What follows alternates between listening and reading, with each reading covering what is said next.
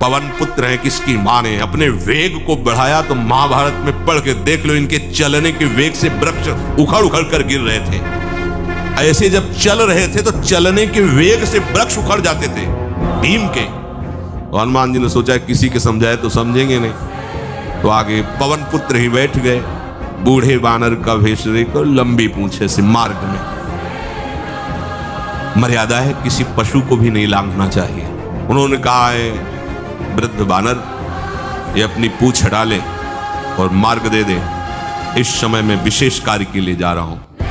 तो उनका जब कह ही दिया है वृद्ध, तो आप समझ ही रहे होगे कि वृद्ध में क्या ताकत होती।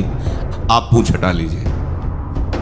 कहा हमारी आज्ञा की अवहेलना करे, ऐसे उठी नहीं, दोनों हाथ लगाया, नहीं उठी, पूरी ताकत लगा दी। पवन पुत्र भीम की पूरी ताकत लग गई, पूंछ जरा से भी नहीं।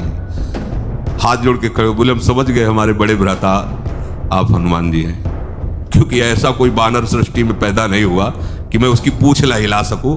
मैं समझ गया। तो मुस्कुराए और बैठ के बोले हमारी आज्ञा मानो, इस मार्ग में मत जाओ, ये देव मार्ग है, ऐसे ऐसे सिद्ध है कि आपका अपराध बन जाएगा, आप शाप से युक्त हो जाएंगे, इसलिए मैं आपको मना। बोले प्रभु जब आप कृपा करके आए हो तो हमें वो रूप दिखा दो जो लंका में आपने रूप दिखाया। बोले मत उस बात की चर्चा करो, रहने दो। बोले प्रभु एक बार देखना चाहता हूं कि मेरा बड़ा भाई कितना बलवान है। हनुमान जी ने कहा फिर देख लो। कनक भूधराकार शरीरा, समर भयंकर अति बल कांप गए। भीम जी हाथ जोड़ बोले स्वर्णिम कांति, वो भयानक उनका रुद्र रूप, कांप गए, भीम कांप गए।